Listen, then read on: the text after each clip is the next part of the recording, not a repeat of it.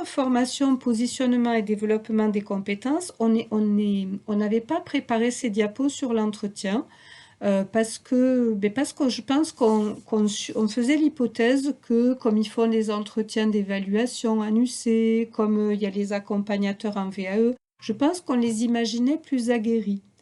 Bon, donc on a été surprise. C'était évidemment les accompagnateurs en VAE, ils crevaient l'écran. Donc du coup, on s'est dit, bon, là, il faut qu'on renforce cette partie-là. Donc on a fait un diaporama spécifique. Et deuxièmement, vous savez que dans Cali Format Gris, il y a une obligation d'avoir suivi une demi-journée de formation à la conduite d'entretien. Donc par rapport à ça, il y a d'abord tous les gens qu'on a formés aux UC, à l'accompagnement en VAE, à qui on va envoyer leur attestation de formation, hein. Et puis on s'est dit que ce stage positionnement et développement des compétences, il allait aussi pouvoir générer cette attestation-là. Mais du coup, il faut pour ça qu'on renforce un peu les choses. Donc on a fabriqué ce diaporama là sur l'entretien de positionnement. Donc, le plan, c'est que l'entretien, c'est une situation de communication particulière qui est exigeante et qui n'est pas si facile, qui nécessite d'être à l'écoute de celui qui souhaite se positionner, et on donne des pistes pour agir à chaque étape sur temps 1, temps 2. Alors, sur une situation de communication particulière, donc un entretien, ce n'est pas une conversation, ce n'est pas une discussion, ce n'est pas une négociation.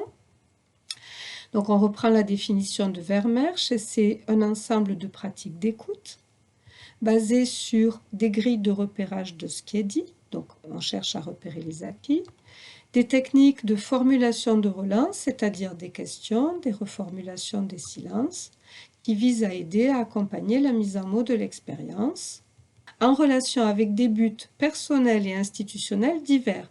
Les buts personnels, pour celui qui veut se former, il a envie que vous le preniez, et nous, on a différents buts institutionnels, dont le fait de faire un parcours individualisé.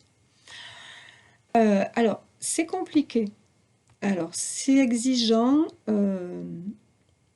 au plan émotionnel. Parce que ce qu'il dit, ce qui se passe entre lui et nous, ça nous touche, ça nous rappelle des choses, ça nous inquiète, ça nous agace. Au plan cognitif, parce que il faut se concentrer pour écouter ce qu'il dit, pour le reformuler, etc.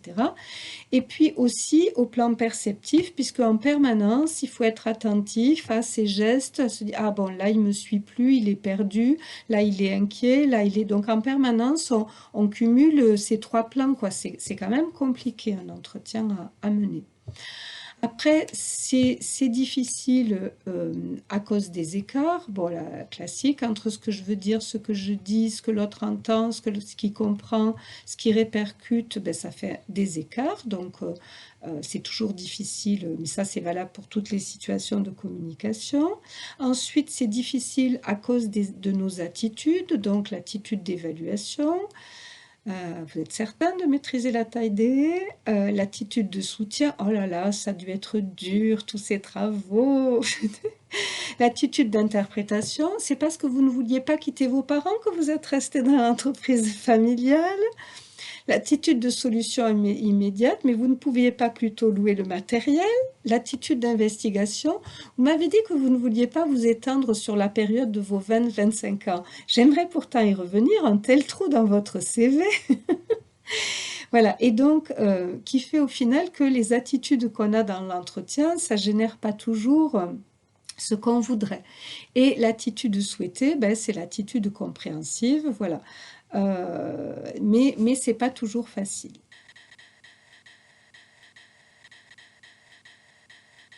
Donc, conduire un entretien, ça nécessite d'être à l'écoute de celui qui souhaite se former avec l'écoute active, hein, qui est donc une posture, une attitude décidée, hein, où je me mets en condition pour avoir une attitude qui me permet de créer une situation de communication qui est basée sur la confiance et l'empathie. Donc l'empathie, vous connaissez ce mot hein, qui avait été développé par Rogers aussi, je dirais dans les années 60 aux États-Unis, donc qui est la capacité à s'engager avec quelqu'un dans un processus de communication où j'essaye de me mettre à sa place et de percevoir ce qu'il ressent. Voilà. Qui veut dire effectivement que je vais rester concentrée, questionner, reformuler, synthétiser, être silencieuse quand il le faut, regarder son langage corporel, écouter ses émotions, les miennes, manifester de l'intérêt, montrer de l'empathie. Voilà, tout un programme. Mais pas tout en même temps, on peut y arriver. Se demander est-ce que je suis vraiment à l'écoute? Est-ce que j'ai un lieu dédié pour recevoir? Ou est-ce que je reçois dans mon bureau où il y a aussi mon collègue qui reçoit des appels téléphoniques? Est-ce que j'ai dédié un temps à cet entretien? Ou finalement, quand il arrive, je suis en train d'envoyer mes mails et il me dérange? C'est quoi ma posture? Est-ce que je m'intéresse à ce qu'il ou elle me dit? Est-ce que je considère la personne comme unique, quand bien même son profil, il me rappelle tant d'autres apprentis? Ça reste, je trouve, une difficulté. Et au fond de moi, est-ce que je suis disponible? Et toujours en se demandant est-ce que je suis vraiment à l'écoute, quel est mon usage des silences et des reformulations? Donc par rapport à ça, sur les silences, les formateurs ils sont inquiets au début, et sur les reformulations, c'est quand même facile de reformuler, et pourtant, c'est pas beaucoup utilisé. Alors que, parce que on croit toujours que reformuler c'est pour soi, alors que c'est pour l'autre. Voilà.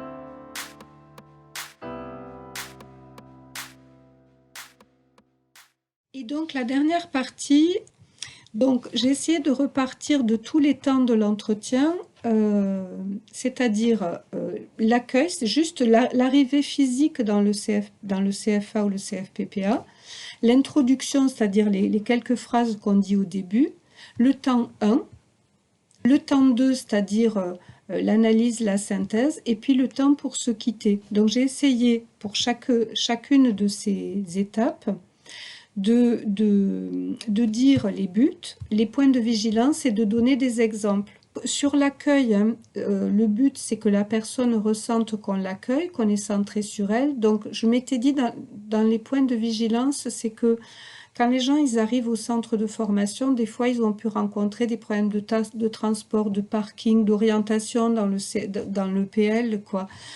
Voilà, donc ça, je trouve que ça reste un point de vigilance de dire aux gens alors, vous avez trouvé facilement, c'était pas trop compliqué de vous garer, parce que des fois on oublie ça, alors que quand ils arrivent, ils ont vraiment ça dans la tête, quoi, qu'ils n'avaient pas compris que se garer au lycée agricole ce serait si compliqué et qu'ils ont stressé parce que l'heure arrive, voilà. Bon, il y a aussi les besoins primaires, quoi, celui qui a la bourre et puis il n'ose pas demander à aller aux toilettes, voilà, c'était. Et donc, le troisième point de vigilance, c'est d'être disponible et accueillant et pas centré que sur ses préoccupations. On a un mail à terminer, on a un collègue ou un stagiaire à voir, etc. Voilà. Donc, c'est pas compliqué de demander aux gens s'ils ont trouvé facilement, s'ils veulent quelques minutes ou peut-être une boisson, un verre d'eau avant de démarrer. Voilà. Ensuite, sur l'introduction. Ce temps d'introduction, il a pour but de se présenter mutuellement, de rappeler les buts et les déroulements du positionnement, même si ça on l'a déjà dit avant au téléphone, de s'assurer de la coopération de la personne et de rappeler le cadre déontologique. Donc le point de vigilance, c'est que ce qui devient routine, une fois qu'on a fait 10 entretiens de positionnement ou 50, c'est une routine pour nous, mais ça ne l'est pas pour la personne, donc il faut quand même le faire à chaque fois. Il faut toujours s'assurer que la personne, elle a bien compris le but et le déroulé, et puis il faut aussi être au clair sur la déontologie, c'est-à-dire cet entretien de positionnement, les résultats ils vont être transmis à des gens. Pour autant, il peut y avoir une confidentialité dans les échanges. Vous voyez, c'est-à-dire ils peuvent nous dire plus de choses que ce qu'on ne mettra dans ce qui va être envoyé. Voilà. Donc, il faut l'avoir clarifié ça. Avec qui on va partager quoi. Voilà, donc du coup, voilà, j'ai donné des exemples. Voilà, bonjour, je suis, voilà, et vous, vous êtes bien. Qu'est-ce que vous avez compris de ce que nous allons faire ensemble aujourd'hui? Alors ça, j'avais bien aimé dans la VAE, j'avais progressé avec ça, c'est-à-dire après, je disais plus aux gens, bon, aujourd'hui on va faire ça et ça, je leur disais, qu'est-ce que vous avez compris qu'on va faire ensemble? Et je trouvais que c'était pas mal. puisqu'après tout, on leur a déjà expliqué, soit par un mail, soit au téléphone, voilà.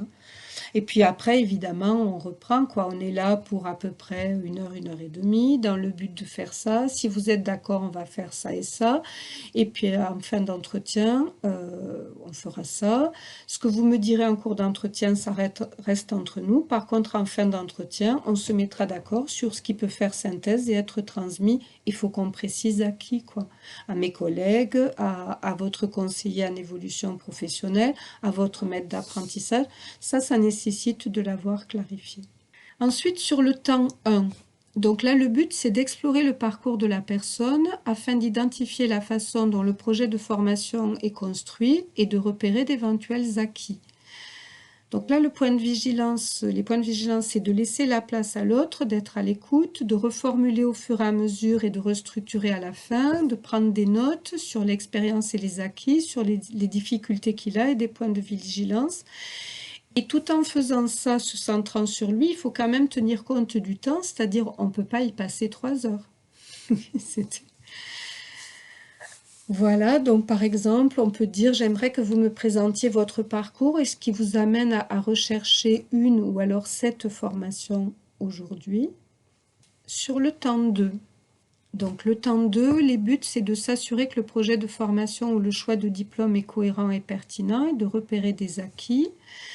Donc les points de vigilance, c'est de permettre une appropriation du référentiel, c'est de donner son expertise au service du projet de l'autre, de lui laisser une place, de tenir conseil plutôt que de conseiller. Alors par exemple, j'ai essayé de réfléchir, nous allons consulter ensemble le référentiel de diplôme, en particulier le référentiel d'activité.